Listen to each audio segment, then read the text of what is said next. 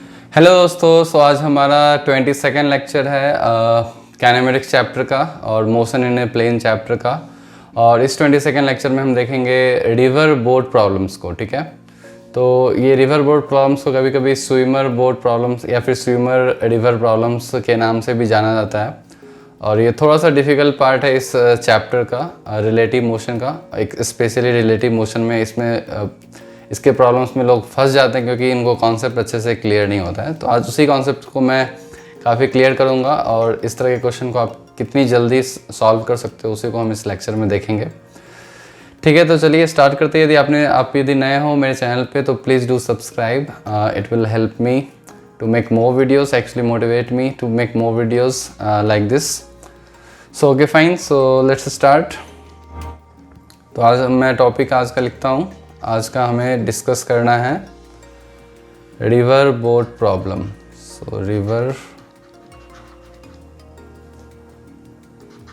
Boat problems, इसको कभी कभी स्विमर रिवर प्रॉब्लम से बोलते हैं। स्विमर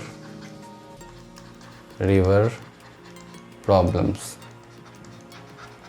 मतलब ये सब एक तरह से सेम केस है। हमने लास्ट क्लास में देखा था रेन प्रॉब्लम्स के बारे में, रेन मैन प्रॉब्लम।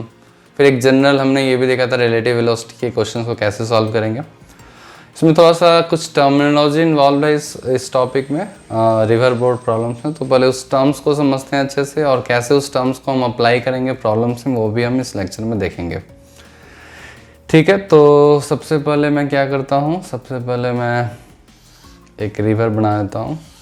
ओके, तो ये हमारा रिवर है, हमारा वाटर फ्लो कर रहा है। ठीक है, ऑब्वियसली इस रिवर की क्या दी हो गई आपको, मतलब ये गिवन इन्फॉर्मेशन हो सकती है क्वेश्चन में, डी। इस डी को बोलते हैं width of the river.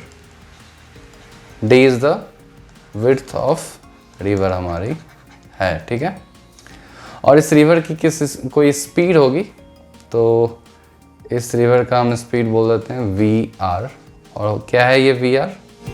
Speed of the river, speed of river.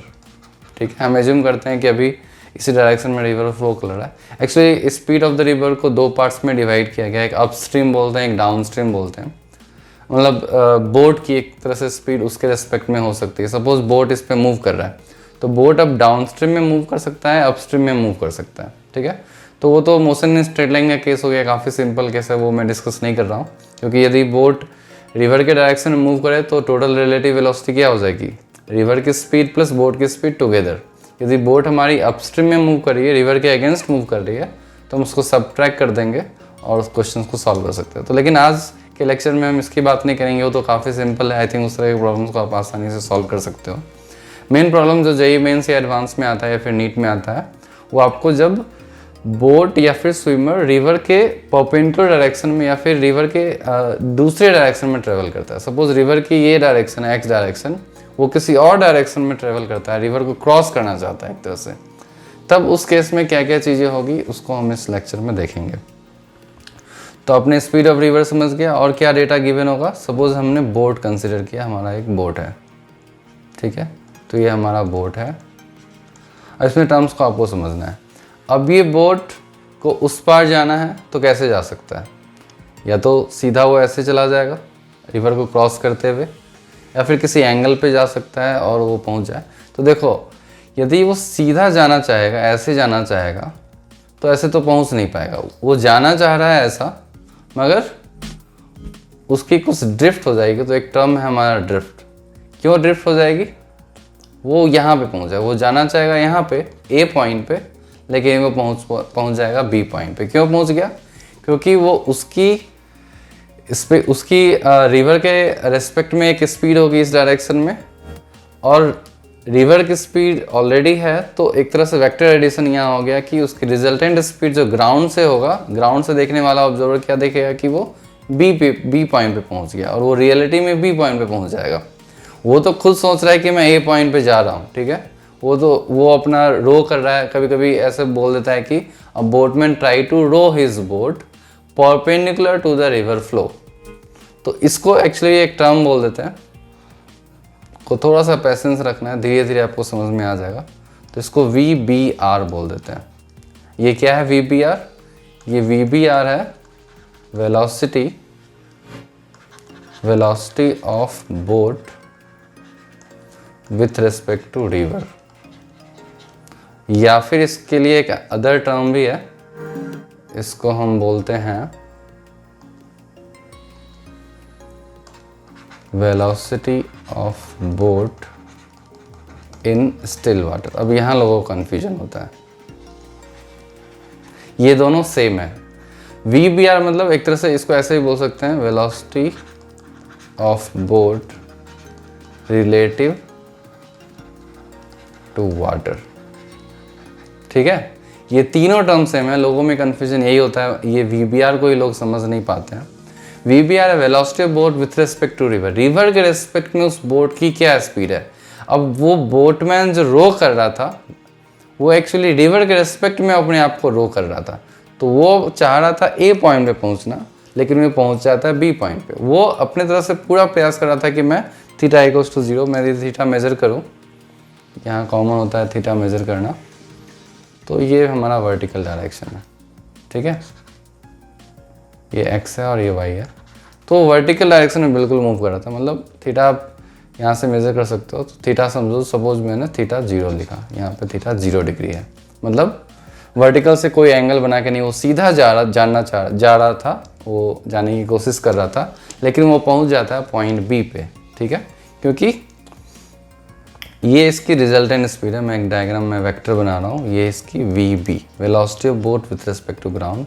तो ये 3 वेक्टर्स यहाँ पे बनते हैं और इस 3 वेक्टर्स को आपको समझना है। तो मैंने एक रफ डायग्राम बना दिया पिंक कलर से।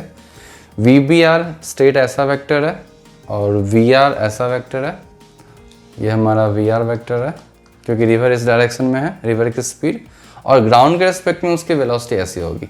अब ग्राउंड ऑब्जर्वर जो इस सिचुएशन को देखेगा तो उसको लगेगा ही नहीं कि बोटमैन सीधा जा रहा है, उसको लगेगा कि बोटमैन इसी एंगल पे चल रहा था कंटिन्यूस। तो एक रिजल्टेंट ग्राउंड ऑब्जर्वर को ऐसा दिखेगा, और ऑब्वियसली आप इस वेक्टर को सम करोगे तो आपको और क्लियर हो जाएगा। तो मैं इस वेक्टर को सम कर देता हूँ, तो मैं लिख देता हूँ VBR vector plus VR vector equals to VB vector. और ये काफ़ी मतलब हमारे पास ये फॉर्मूला से आ जाता है, VBR velocity of boat with respect to river is velocity of boat minus velocity of river. तो हमारे इस इक्वेशन को ये सेटिस्फाई भी कर देता है, और ये होना भी चाहिए। Velocity of boat with respect to river is velocity of boat minus velocity of river. तो वेलोसिटी ऑफ बोट हमारी ये आ गई। तो यहाँ ये फॉर्मूला ज़्यादा यूजफुल है थोड़ा, कि final velocity, this is the velocity of boat with respect to ground. ठीक है, अब चलिए इसमें एक और टर्मिनोलॉजी मैं बता देता हूँ। मैं इसको भी आ रहा हूँ, ये स्टिल वाटर क्यों कहते हैं इसको भी मैं आ रहा हूँ। ये इसको वेलोसिटी ऑफ इंजन भी बोलते हैं। ये इंजन की कभी कभी वेलोसिटी आपसे पूछ ली गई, अब आप कंफ्यूज हो जाओगे कि इंजन की स्पीड क्या है, मतलब ग्राउंड के रिस्पेक्ट में क्या है या फिर ये है। तो जनरली लोगों को प्रॉब्लम्स इसमें होती है टर्म्स को ही समझने में, एक्चुअली उन्हें टर्म्स थोड़ा क्लियर नहीं होता है, और फिर वो क्वेश्चन जब सॉल्व करते हैं तो वो गलत सॉल्व कर लेते हैं, या फिर वो कुछ और एज्यूम कर लेते हैं। एक बार आपको आपके पास ये सारी टर्म्स क्लियर हो जाएगी, आपको इन्फॉर्मेशन हो जाएगी, तो हम देखेंगे भी क्वेश्चंस के ज़रिए, तो काफ़ी आसान लगने लगी ये चीज़ें।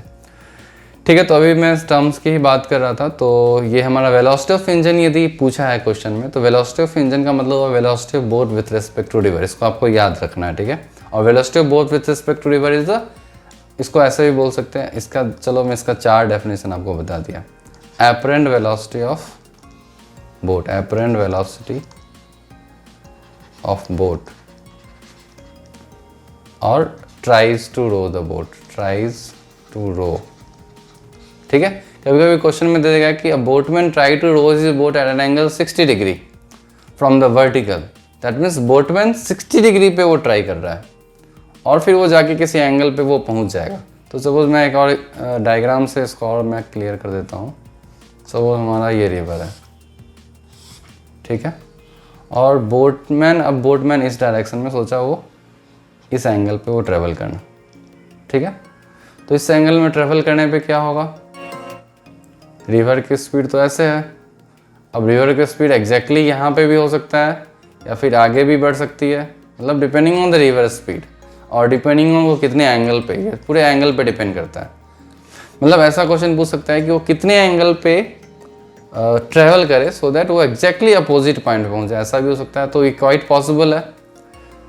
ये हमारी VBR है और ये हमारा VR है, और इस तरह से आप देख सकते हो कि फाइनल वेलोसिटी ग्राउंड के रेस्पेक्ट में या तो ऐसा हो सकता है या फिर ऐसा हो सकता है, डिपेंडिंग ऑन रिवर की स्पीड क्या है, एंगल वो थीटा, मतलब वो अपोजिट पॉइंट पे पहुंचता है या नहीं, ये किस पे डिपेंड करेगा, ये रिवर के स्पीड पे डिपेंड करेगा और ये एंगल पे भी डिपेंड करेगा और इवन इसके स्पीड पे भी डिपेंड करेगा। तो ये सारे पैरामीटर्स है जो डिटरमाइन करेगा कि वो बिल्कुल अपोजिट पॉइंट पे पहुंच सकता है कि नहीं। आप देखो वेक्टर डायग्राम से बिल्कुल क्लियर है। और ये हमारा v velocity of boat with respect to ground है।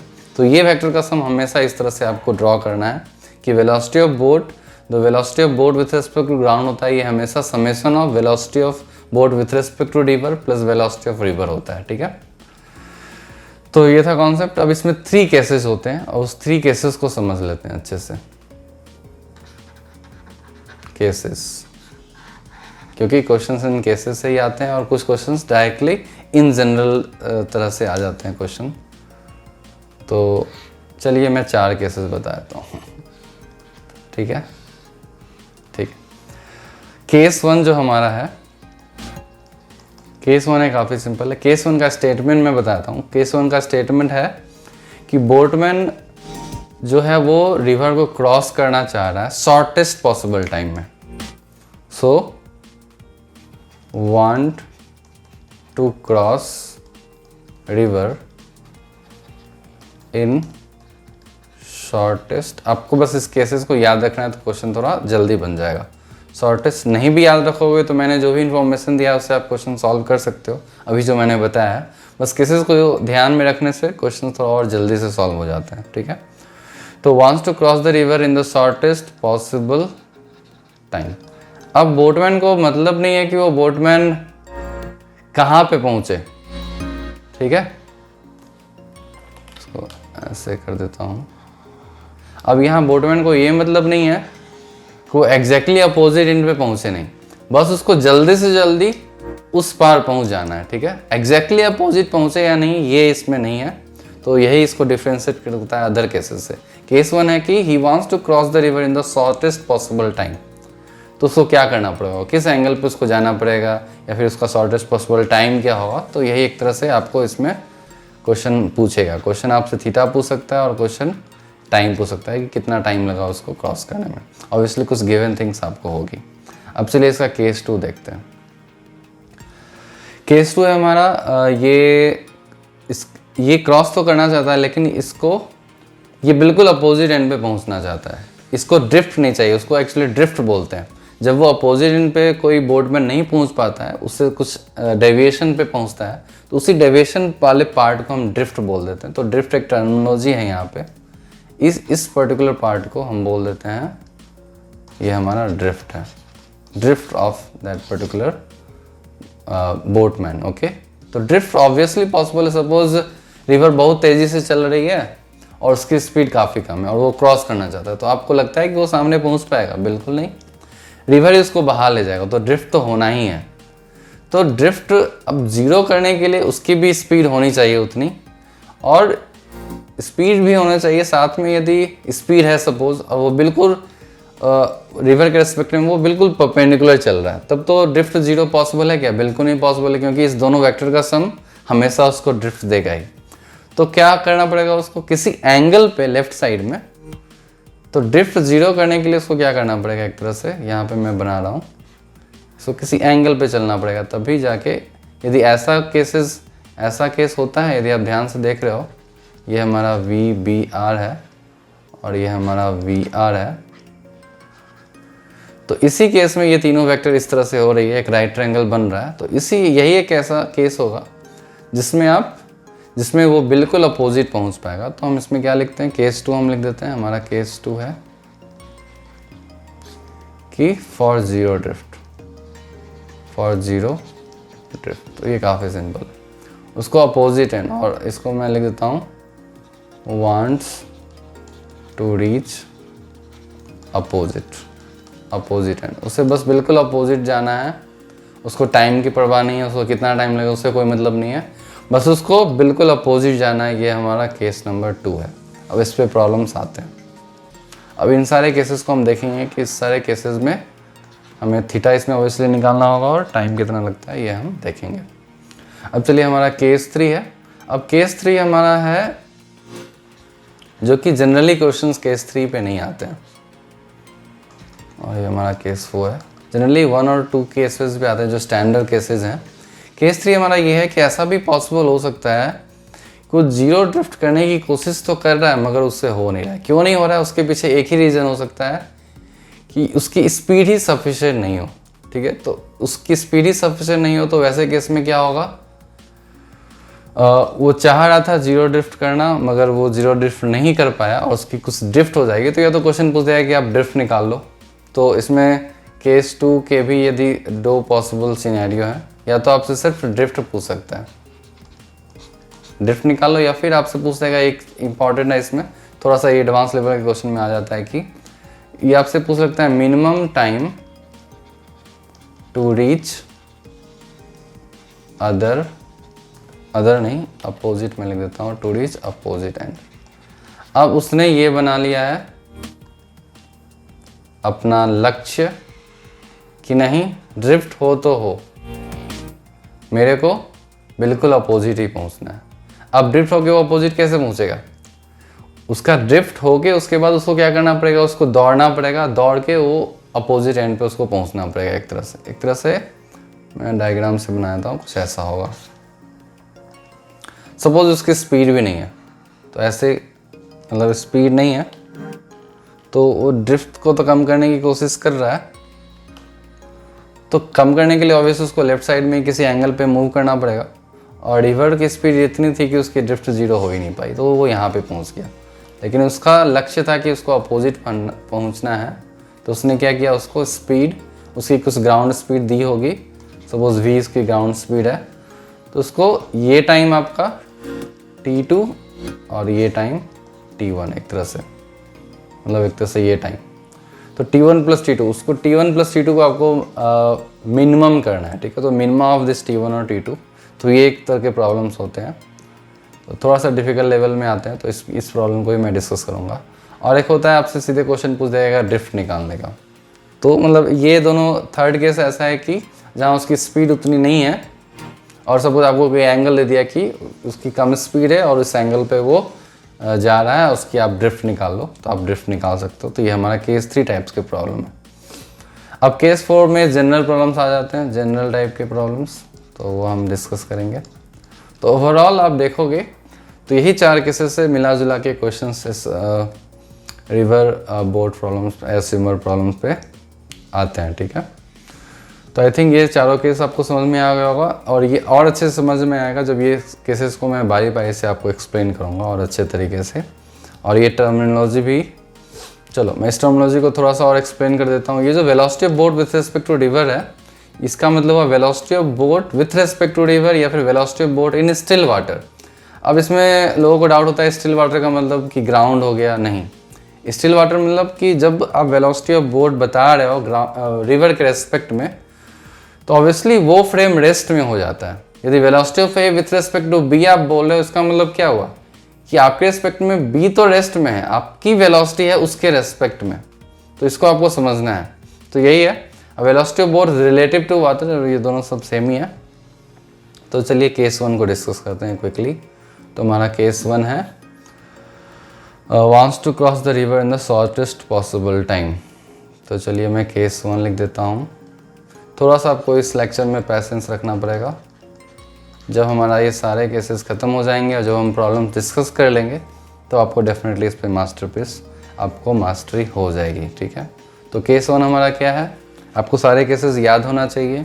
केस 1 हमारा क्या है, शॉर्टेस्ट पॉसिबल टाइम, इसको ऐसे में आप याद रख सकते हो, शॉर्टेस्ट पॉसिबल टाइम।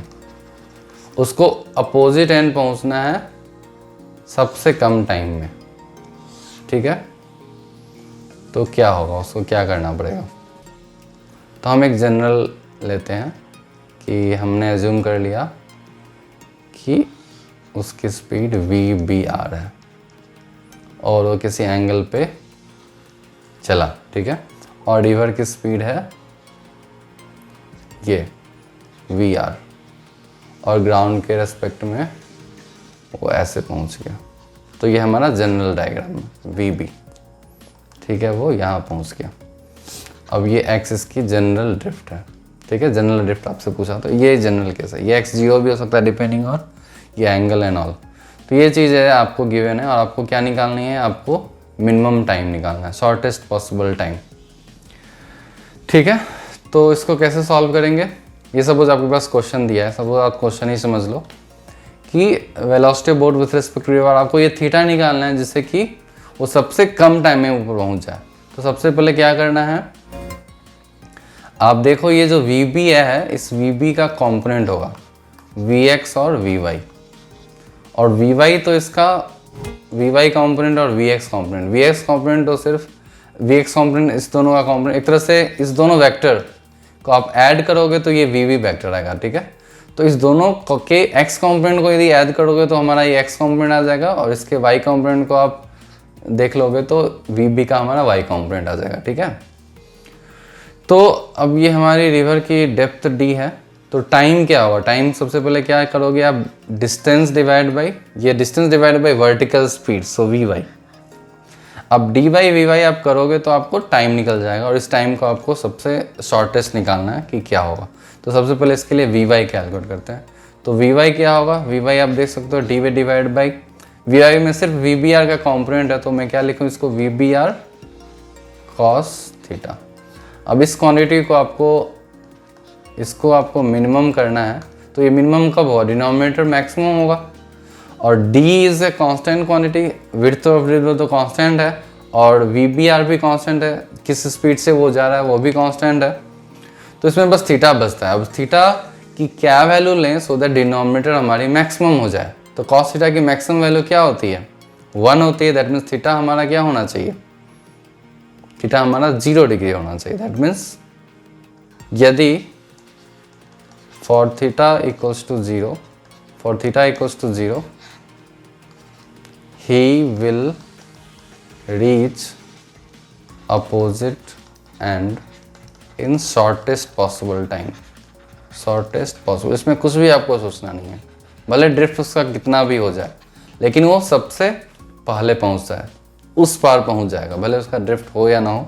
तो बस उसके लिए आपको क्या करना है, थीटा आपको 0 लेना है। दैट मीन्स इसका मैं जो फ्रेश फाइनल डायग्राम बनाऊंगा, इस डायग्राम को आपको याद रखना है, शॉर्टेस्ट टाइम वाला डायग्राम।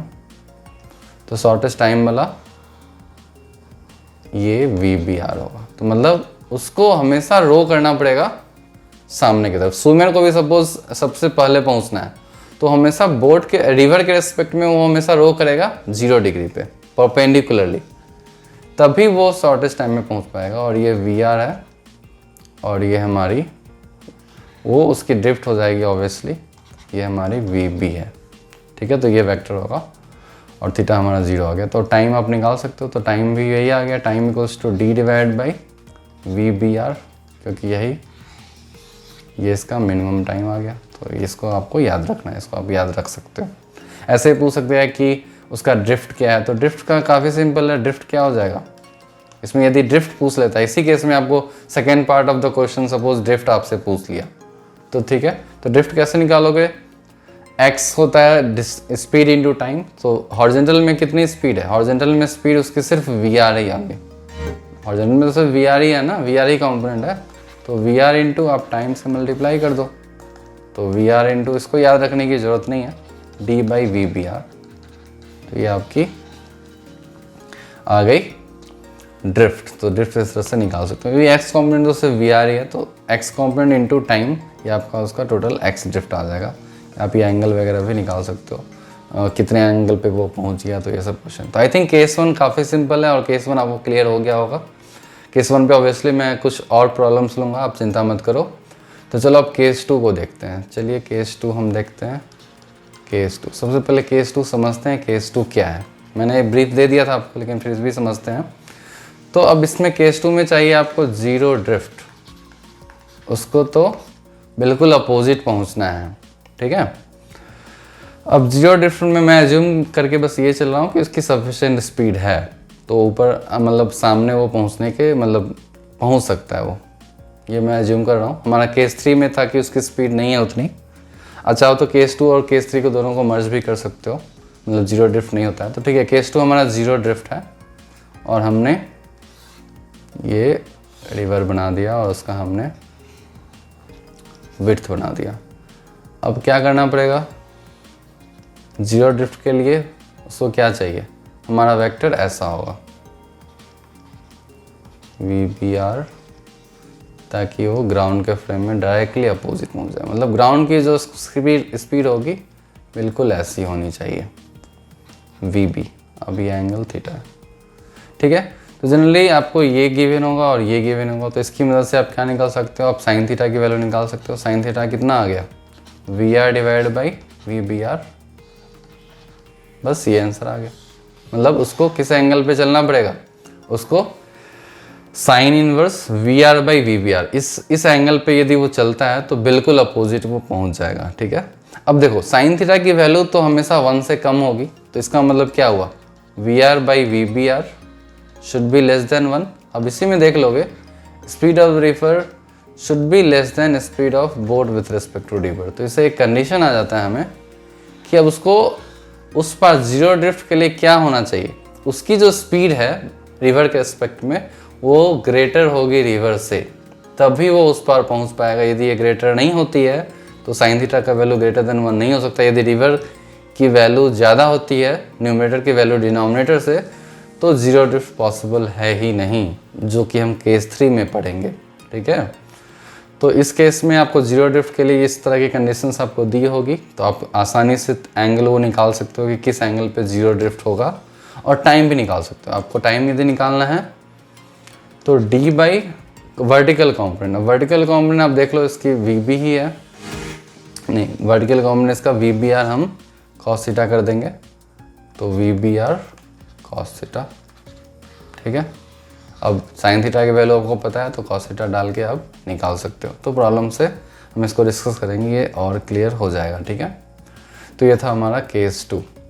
अब केस 3 और केस 4 जो है वो हम प्रॉब्लम्स की मदद से आसानी से डिस्कस कर सकते हैं, केस 3 एंड केस 4, ठीक है। ओके, तो चलिए हम अब क्वेश्चन को डिस्कस करते हैं। तो चलिए क्वेश्चन नंबर 1 मैं लेता हूँ रिवर प्रॉब्लम से।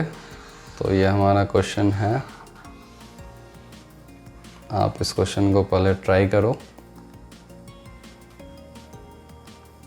तो जो भी मैंने कॉन्सेप्ट अभी बताया है बस उसको आपको ट्राई करना है, अप्लाई करना है, और स्लोली आप इस पे मास्टर कर लोगे, मतलब एक्सेल हो जाओगे इस कॉन्सेप्ट पे, रिवर बोर्ड प्रॉब्लम्स, ठीक है। तो चलिए क्वेश्चन को पढ़ता हूँ मैं। A man can row a boat with a speed 4 kilometre per hour in still water, ठीक है। तो मैंने ये समझ लिया था, हमने समझ लिया था कि स्टिल वाटर का क्या मतलब है, कि ये 4 किलोमीटर पर आवर क्या दी हुई है, ये velocity of man basically boatman दी हुई है with respect to river. So ये हमारी वैल्यू, सबसे पहले मैं गिवन थिंग्स लिख दूंगा।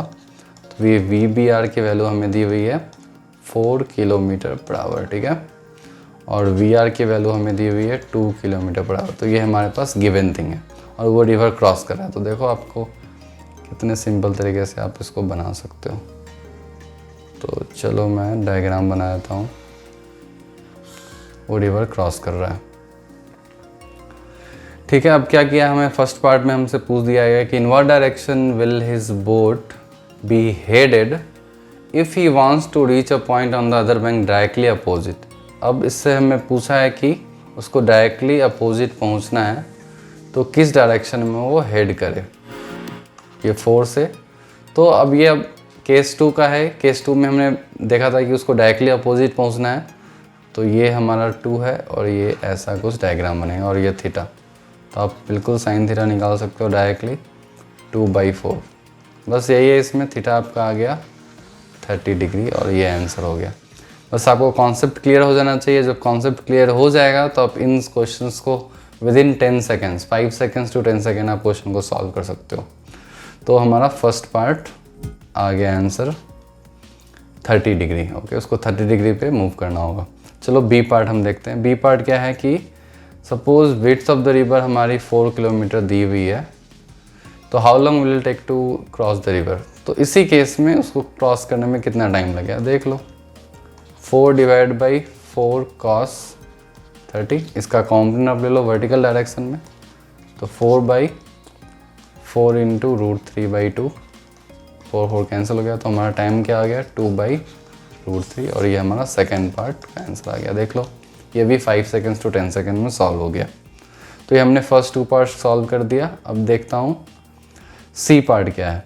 इन what direction should he headed the boat if he wants to cross the river in the shortest possible time. ये कौन सा केस है, ये हमारा केस नंबर 1 है।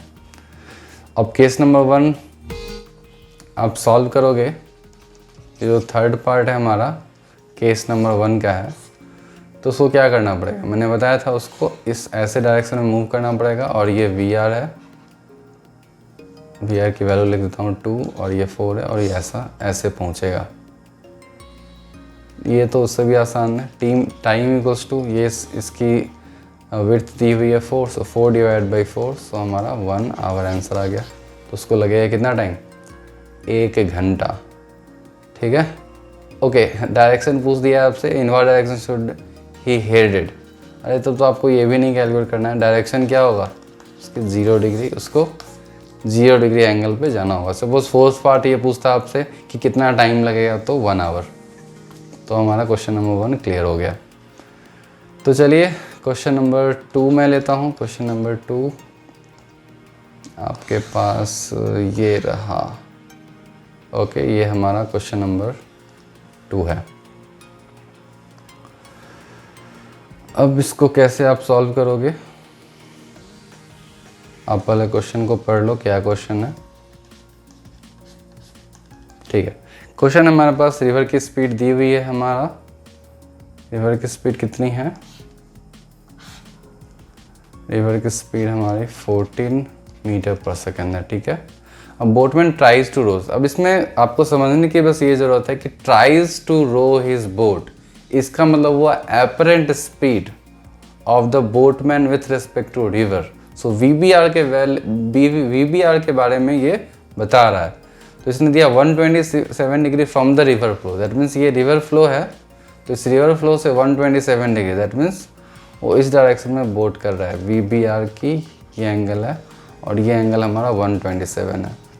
तो मैं एक वर्टिकल ड्रॉ कर लूँगा, वर्टिकल जब ड्रॉ करोगे तो ये 90 डिग्री हो जाएगा। तो ये एंगल कितना हो जाएगा, 127 माइनस 90, ये एंगल 37 आ जाएगा। ठीक है, तो ये हम इंटरप्रिटेशन, ये सब इंटरप्रिटेशन हम निकाल सकते हैं। और हमें विड्थ दिया हुआ है कितना, 400 मीटर। और डायग्राम में हमारे पास ड्रिफ्ट की भी वैल्यू है, तो एक तरह से ये ऐसा सिचुएशन कुछ होगा, और इसकी ड्रिफ्ट होगी, और ड्रिफ्ट की वैल्यू हमें गिवन है 400 मीटर। आई डोंट नो ये डेटा सही है या गलत, पता नहीं। हाँ 400 है, मे भी सही होगा। तो ये एंगल आप निकाल सकते हो, ये 400, तो ये एंगल मस्ट भी 45 डिग्री होनी चाहिए। ठीक है ना, तो ठीक है, अब पहला क्वेश्चन बनाते हैं। पहला क्वेश्चन हमारे पास पूछा है कि आप वेलोसिटी ऑफ इंजन बता दो। अब आपको वेलोसिटी ऑफ इंजन ही पता नहीं है, तो आप इस क्वेश्चन में लटक जाओगे, क्वेश्चन को सॉल्व करते रह जाओगे। तो वेलोसिटी ऑफ इंजन क्या होता है, velocity of engine nothing but velocity of boat with respect to river ही होता है। तो ये VBR की वैल्यू ही आपको निकालनी है। ठीक है, तो अब कैसे इसको सॉल्व करेंगे, आप तो एज्यूम कर लो कि VBR की वैल्यू x और y है, x और ऊपर में y है, ये आप एज्यूम कर लो। ठीक है, तो आप देखोगे हम कैलकुलेट करते हैं total x component. Total x component क्या हो जाएगा, 14 माइनस x, ठीक है, मीटर पर सेकेंड। और टोटल y कॉम्पोनेंट क्या आ जाएगा, y ओनली। ठीक है, तो सपोज वो t टाइम पे ऊपर पहुंच जाता है, और Vx और Vy का एक रिलेशन भी आप निकाल सकते हो। Vx Vy क्या होगा, दोनों बराबर होने चाहिए, क्योंकि 45 डिग्री एंगल है। तो 14 minus x equals to y, तो x प्लस वाई की वैल्यू क्या आ गई, 14 आ गई। ये हमारा इक्वेशन नंबर 1 हो गया। समझ में आ गया, ये बस कुछ ऐसे मैथमेटिकल एक्सप्रेशंस है। Vx is the total resultant velocity, मतलब आपने रिवर की वेलोसिटी और VBR दोनों को ऐड कर दिया। आपने VBR ही एज्यूम कर लिया x और y, minus x i cap and y j cap, ठीक है। तो और ये एंगल 45 डिग्री है, तो x plus y equals to 14 होगा। अब दूसरा कंडीशन आपको निकालना है, आप ड्रिफ्ट निकाल सकते हो। ड्रिफ्ट की वैल्यू 400 है, तो आप क्या करोगे 14 minus x into time, time को यदि मल्टीप्लाई कर दोगे टाइम की वैल्यू हो जाएगी 400 डिवाइड बाई वाई, तो ये वैल्यू कितना आ जाएगा, ये वैल्यू 400 आ जाएगी।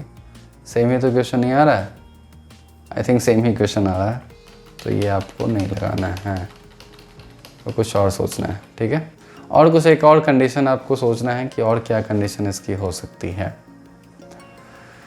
ठीक है। तो 37 डिग्री का यूज़ करते हैं। 37 आप साइन 37 क्या लिख सकते हो, आप साइन 37 लिख सकते हो V R by V B R, नहीं साइन 37 वो भी आप नहीं लिख सकते हो,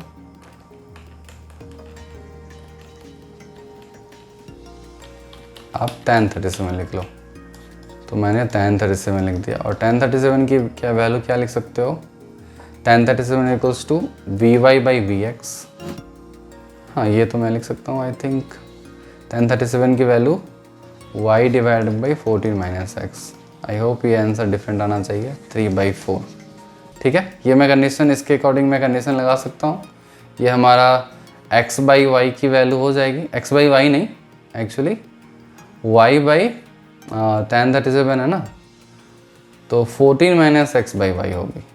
ये मैं इसको इरेज कर देता हूँ, ये न्यूमरेटर में आएगा और ये डिनोमिनेटर में आएगा, तो हमारी 14 माइनस एक्स बाई वाई सही है। मतलब हमारी net x component by y component, y by x नहीं होगा क्योंकि यहाँ x बाई y की वैल्यू tan 37 है। अब इसको सॉल्व कर दो तो क्रॉस मल्टीप्लाई करोगे तो 56 minus 4x equals to 3y, so 4x plus 3y equals to कितना आ गया आपका 56। लीनियर इक्वेशन इन 2 वेरिएबल है, इस दोनों को सॉल्व करना है आपको। सॉल्व कर दो, आपकी x और y की वैल्यू आ जाएगी। तो सॉल्व करने के लिए क्या करेंगे, हम इसको 4 से मल्टीप्लाई कर देते हैं। हमें क्या पूछा है, हमें वेलोसिटी ऑफ इंजन पूछा है, ठीक है। तो 4 से मल्टीप्लाई करोगे तो आपके पास इक्वेशन आ जाएगा 4x plus 4y equals to 14 4 जा 56।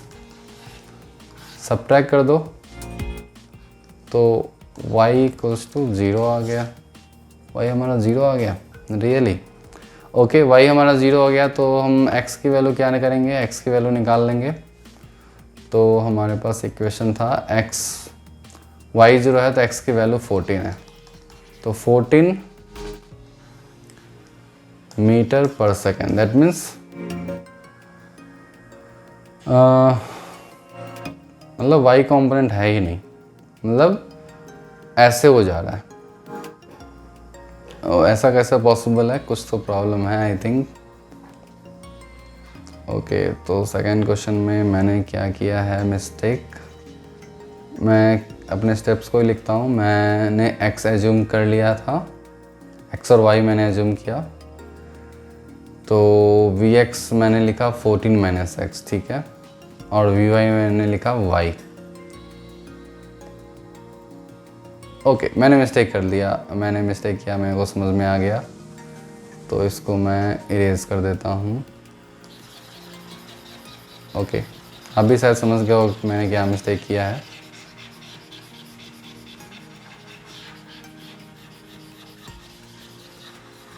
ये थोड़ा बड़ा साइज का ले लेता हूँ।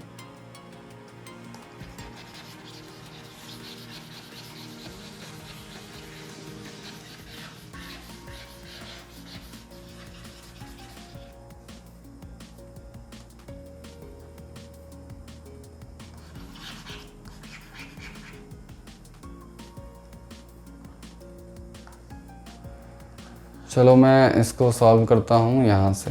सपोज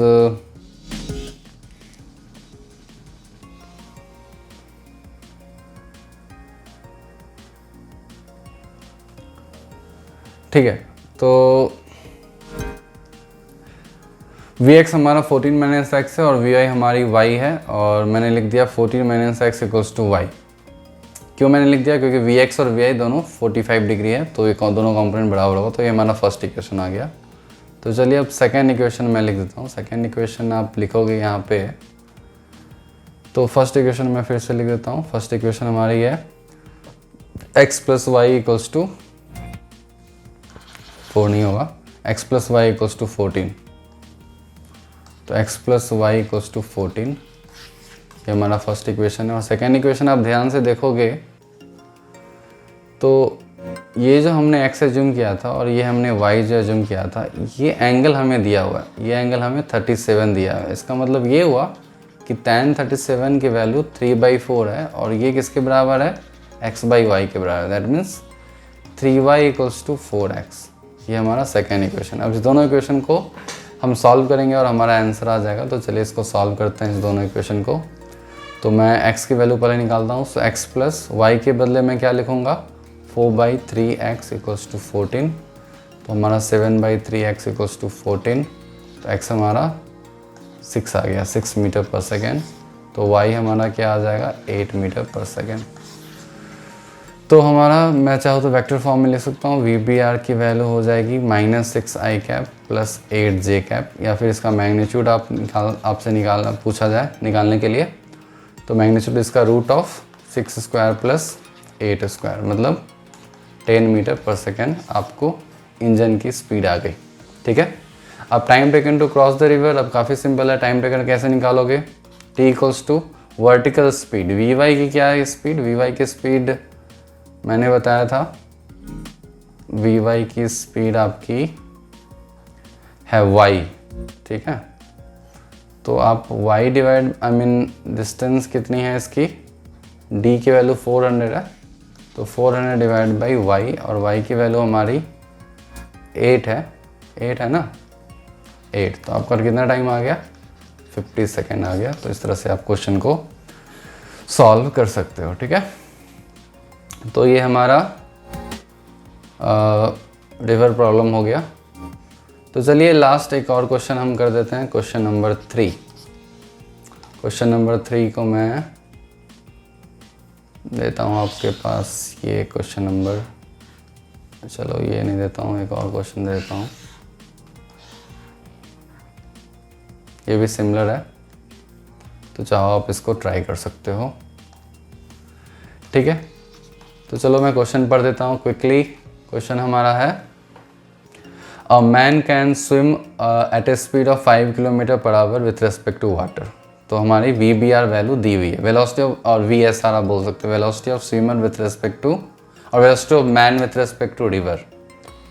सो मैं लिख देता हूँ VMR की वैल्यू क्या दी हुई है, 5 kilometre per hour.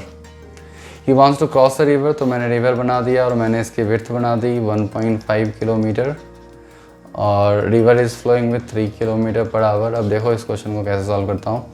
He keep himself always 60 degree with the flow direction while swimming. अब ये 60 डिग्री या तो लेफ्ट डायरेक्शन में हो सकता है या राइट डायरेक्शन में हो सकता है। तो जनरली लेफ्ट डायरेक्शन में ही लेते हैं, क्योंकि उसको क्रॉस जल्दी करना है, पास में जल्दी पहुँचना है क्रॉस करके। तो मैं एज्यूम कर लेता हूँ कि ये 60 डिग्री ऐसे ट्राई कर रहा है। ठीक है। और रिवर की स्पीड कितनी है, 3 किलोमीटर पर आवर है। अब ध्यान से देखोगे, ओके, तो इसकी स्पीड है, ये 5 है और ये 3 है। तो आपको निकालना है time taken to cross the river. ठीक है। तो सबसे पहले तो इस 5 का आप कॉम्पोनेंट कर लो। इस 5 का कॉम्पोनेंट हो गया 5 sin 60, 5 sin 60 और ये 5 cos 60।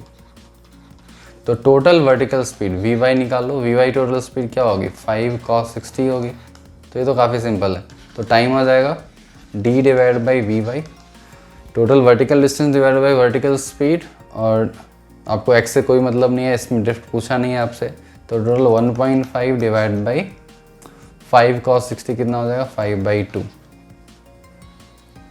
तो 1.5 बाई 2.5, तो हमारा आ गया 3/5 आवर। 3/5 आवर कितना मिनट हो गया, 3/5 इंटू 60, तो हमारा आ गया 512 जा, सो 36 मिनट्स। तो कितना टाइम उसको लगेगा क्रॉस करने में, उसको 36 मिनट लगेगा उसको क्रॉस करने में। ठीक है। और भी कुछ वेरियस प्रॉब्लम्स हैं, तो मैं सारी प्रॉब्लम्स अभी डिस्कस नहीं करूँगा। May be after end of the chapter हम सारे प्रॉब्लम्स को और अच्छे प्रॉब्लम्स को हम डिस्कस करेंगे। ठीक है। तो चलिए आज का लेक्चर हमारा ख़त्म होता है। आई थिंक आपको रिवर प्रॉब्लम्स में अब क्वेश्चन को करने में थोड़ा सा आसानी होगी, मतलब क्वेश्चन को सॉल्व करने के लिए। तो ठीक है, अब हमारा रिलेटिव वेलोसिटी का लास्ट लेक्चर बच गया, जो कि हम नेक्स्ट क्लास में कंप्लीट करेंगे। General problems on relative velocity. ठीक है, तो कुछ जनरल प्रॉब्लम्स को हम देखेंगे जो कि ओवरऑल मिक्स होगा रिलेटिव वेलोसिटी पे, और उसको कैसे सॉल्व करेंगे वो हम सीखेंगे नेक्स्ट क्लास में। तो चलिए मिलते हैं नेक्स्ट क्लास में।